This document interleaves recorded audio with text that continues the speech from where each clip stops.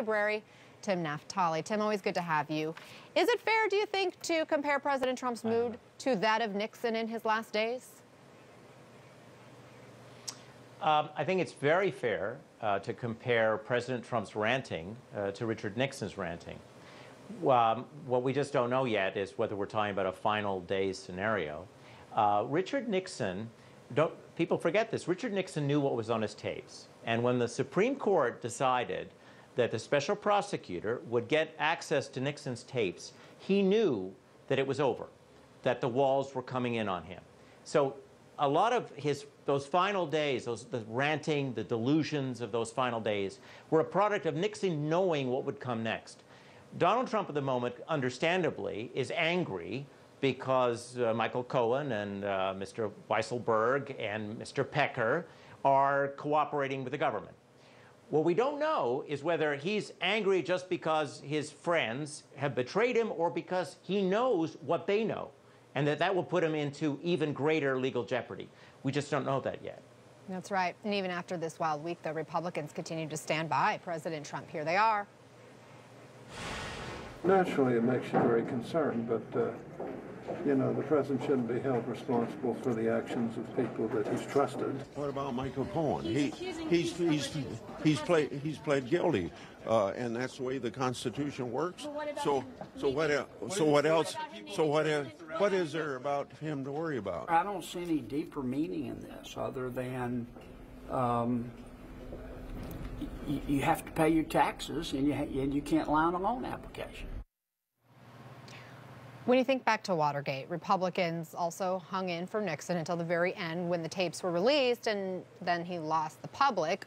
Are quotes like the ones we just heard a sign of undying loyalty or a sign that we're just not at the end yet?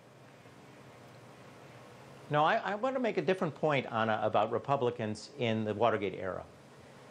I think if you want to see true patriotism expressed by elected members, look at what some Republicans did during Watergate.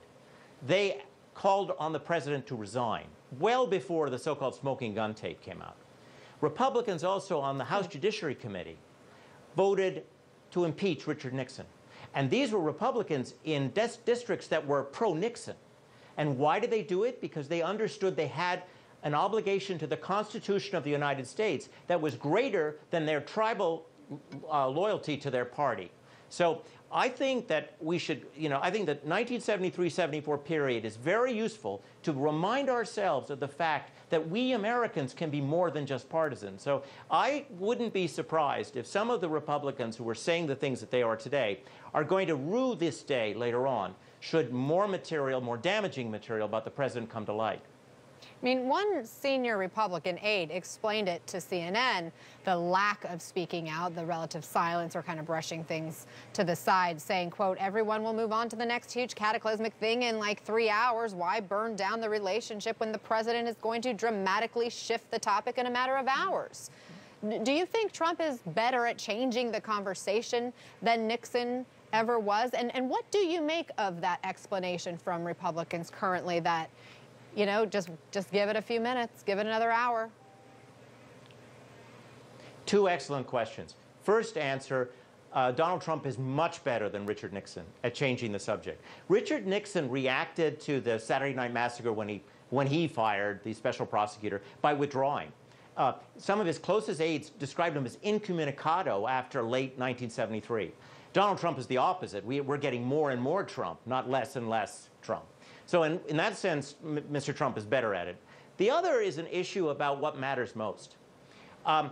These Republican leaders, by the way, not all Republicans are acting this way, but these leaders that are saying, well, why should we bother because the public will forget, they should remember that their obligation is to the Constitution of the United States. Their obligation is not to any given president. So they have a much higher loyalty, and that loyalty requires, I believe, that they stand up for the rule of law, and that they talk about the importance of our institutions and of an independent judiciary. Those are things that they should be doing anyway, regardless of whether or not the American people remember a certain crisis or scandal. Timothy Naftali, thanks so much for being with us.